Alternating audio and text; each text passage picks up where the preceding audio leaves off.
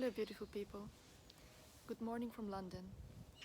It's nice, beautiful weather here again. Today I feel drawn to talk to you about breakups. Yeah, breakups. I see people around me breaking up with people and having to go through the so-called healing process. And some people don't take the time to go through the healing process and jump into another relationship. And here's what happens when you do that. You know, when you're in a relationship, when you go into a relationship, no matter how long it is, usually you get used to it after a few weeks, right? We are human beings and we work on habits. So in 21 days, we know we create a habit. So we create attachments to these people that we spend so much time with. And when you go in a relationship, your whole chemistry of your body changes and gets used to that person. And this becomes the new comfort zone for us, whether you're a man or a woman. It creates a new comfort zone that is based on this new habit of being in a relationship. And it doesn't matter whether the relationship is healthy or unhealthy relationship, because we're still gonna get used to it.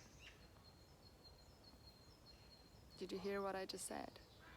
It doesn't matter whether the relationship is healthy or not, we're still gonna get used to it as long as we keep going with it. So why does that happen?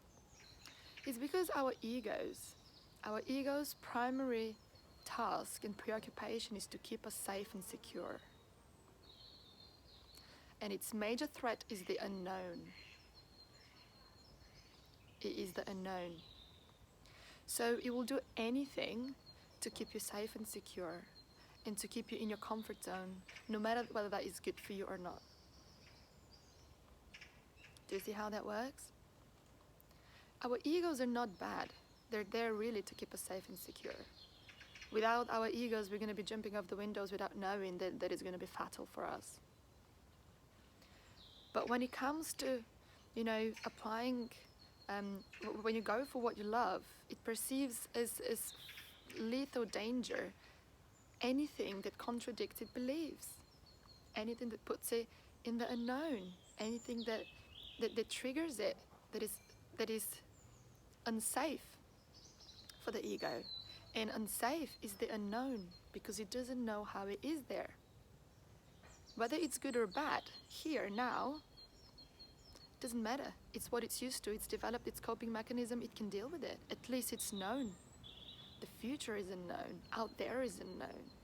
So we'll always fear the unknown. So what happens is that a lot of people stick in relationships, whether good or bad, doesn't matter, stick with relationships without listening to their inner calling of the heart and the soul, because this is what they're used to. What happens then? Well, this is detrimental for our creative spirit and detrimental for our creative facilities that we have, our creativity really in general. Because when you stay in a relationship that no longer serves you, and no longer serves you doesn't mean that it's an abusive relationship, you have to leave it. Sometimes it's a great relationship and it doesn't serve you anymore. And I'll give you 2 examples of that in a bit in my life. When it doesn't serve you anymore and it's true for you to leave, you've got to do it. You really have got to do it, no matter the difficulty and no matter the pain.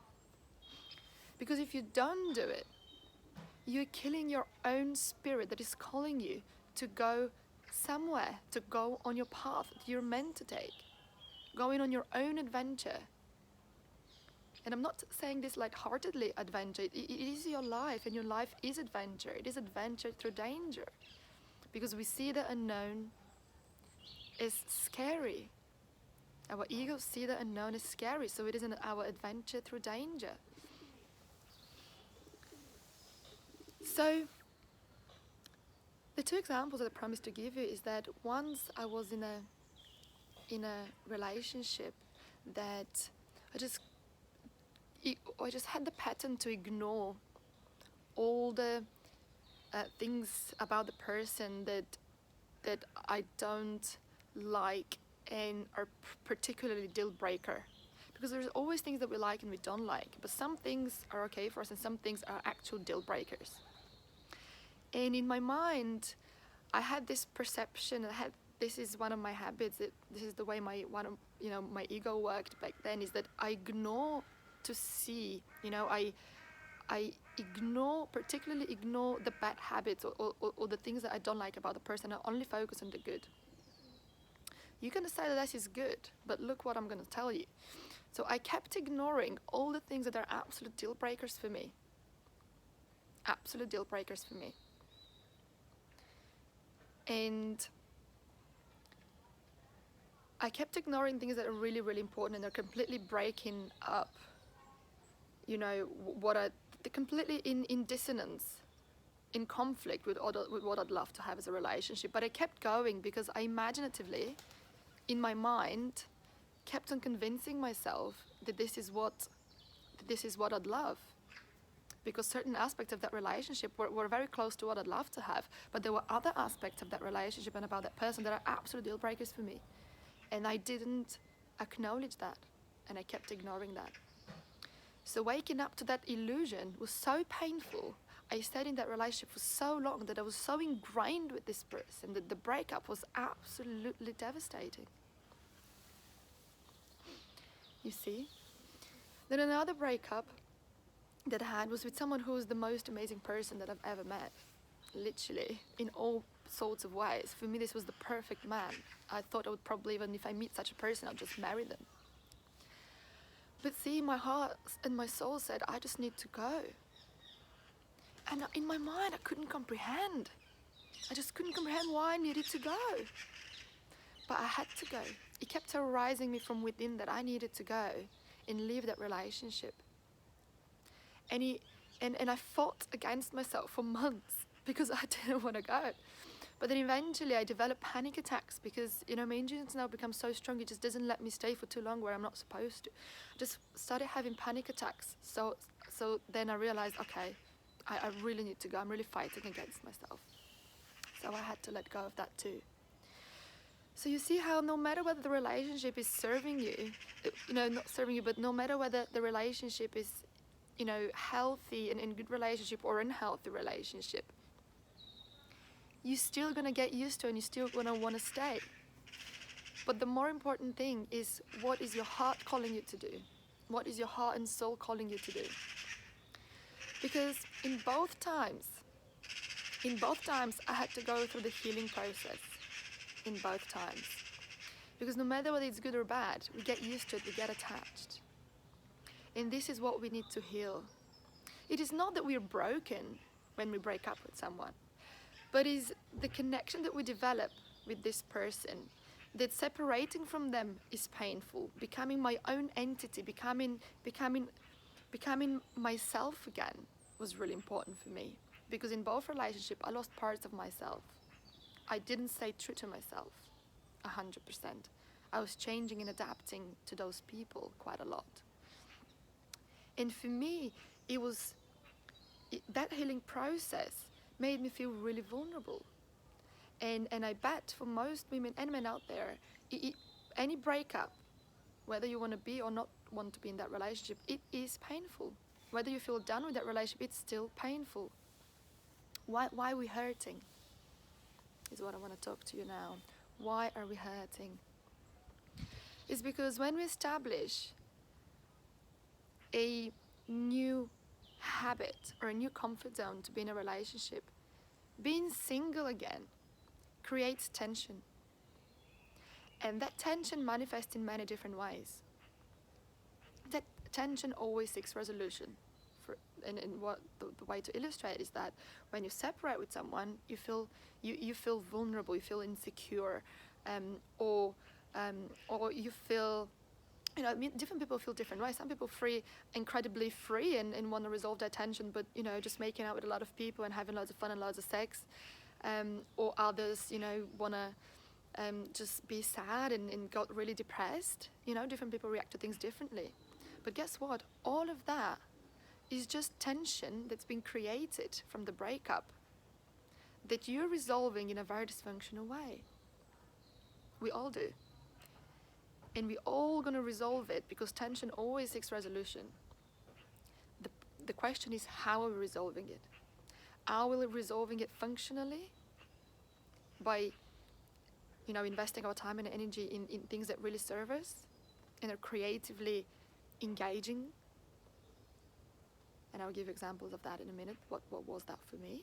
Or are we resolving our tension dysfunctionally and going into all these habits that are really not serving us? I'm going to give you an example. Would you go and resolve your tension of the breakup, the way you feel because energy is tension. Your emotions are energy. That's your tension. Sad, happy, devastated, it's all tension. So how are you resolving that? So as I said, some people go into drinking, taking drugs or whatever, making out with different people. Others goes really sad. Others, do their version of the way they'd like to resolve their tension. But what is the other option? The other option is being aware. Being aware that this is how you'd love to resolve your tension. Because if you're not aware, you're just going to go into all these dysfunctional actions. And because they're coming out of separation, they're coming out of a sense of lack, you're only going to create a sense of lack. Sense of separation. So what happened for me when I broke up with this beautiful man that I told you about, I felt really needy. I felt like I needed to be with someone. And I started imagining, and choosing for myself that I'd love to be in a relationship, thinking that I'm ready to be in a relationship. Guess what happened? I met a man, another incredible man, and without even asking my heart to check with myself whether I'm really ready and whether it's really true for me to be in a relationship again, I just straight jumped into it. Guess what happened 2 months after? 2 months after, when we actually said officially that we're going to be in a relationship, I felt really sad. And I was like, oh, why am I feeling sad? This is what I wanted, right? A week later, he says, Marie, I'm sorry, I'm not ready for a relationship. I'm not over my ex. And then it ended. And then it made me realize that because to gain a deeper understanding of the premise that we create in our life what's in our consciousness. Our life is a reflection of our consciousness. I wasn't ready to be in a relationship, but I desperately wanted to be in one. So I met a person who is not ready to be in a relationship but wanted to be in one, because both of us wanted to resolve our pain from our breakups by jumping into another relationship with somebody that, is somebody that you would like. And we liked each other a lot. And then I thanked him for being so honest and open with me. And he said, you're crazy, I've never seen someone react that way. But it's because I had this realization, not that it didn't hurt me when he broke up with me, but this is what happened when I had my realization that it is not personal. We're just both of us not ready to be in a relationship. We haven't gone through that process of separation from our previous partners, and we need to become whole again and to feel whole again in order to process, to establish our balance within us before jumping into something we're not ready, without jumping into something prematurely. So at that time, I realized what my mind was telling me to do, and my mind was all about trying to fix my vulnerability and fix my insecurity that I was feeling by being by myself, being single again. I just wanted to jump into another relationship. And when I created that and I realized this is not it, I sat down with myself and I asked myself, how can I invest all that insecurity that I feel creatively in things that really serve me in my life? And what I got is that what is true for me is to go deeper within me, to understand what I would love to create in life for another time, and really go deeper. And a few things came up from there.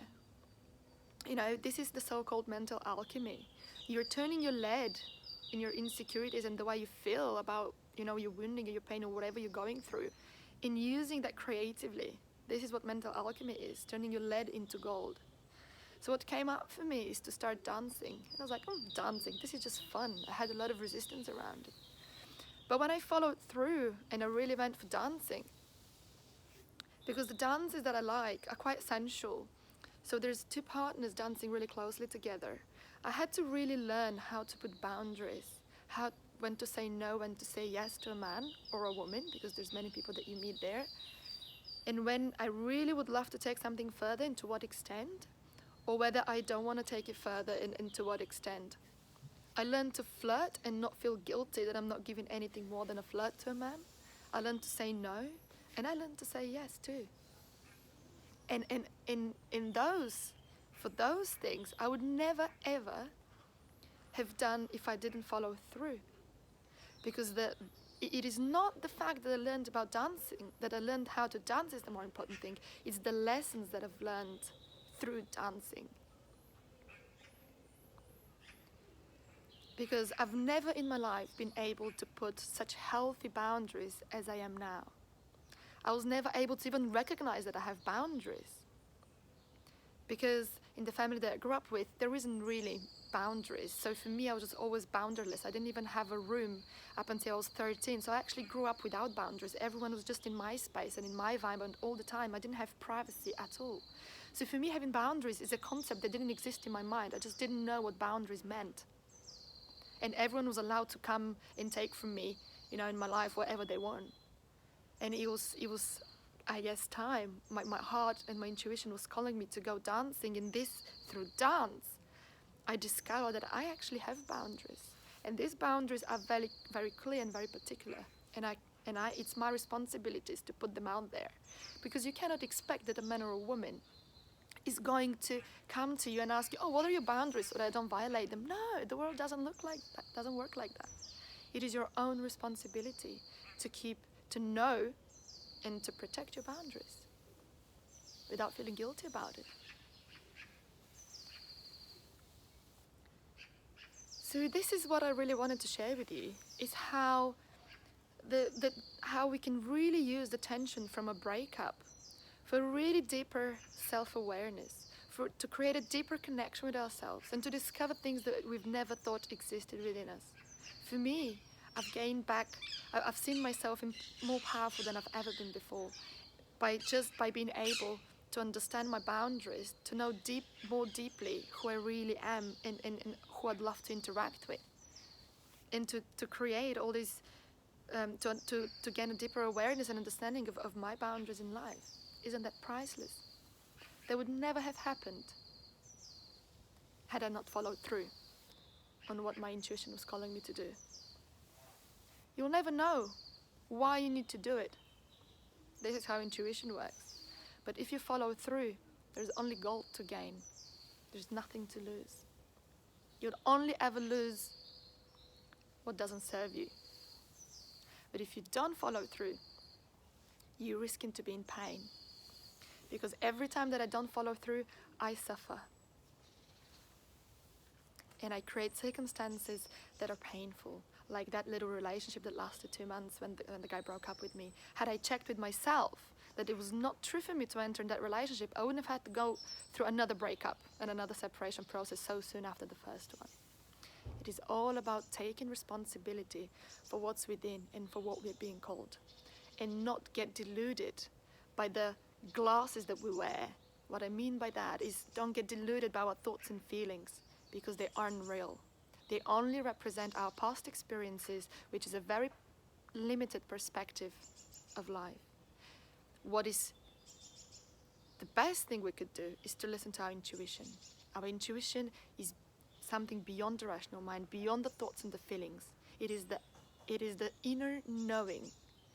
It is that part of us that's connected to everything through time and space and has inner wisdom on what is true for us and what's best for us at any moment in time.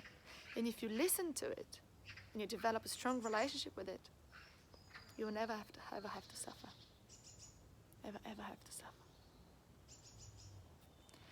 I wish you a beautiful day, and I hope that you had your takeaway from that video.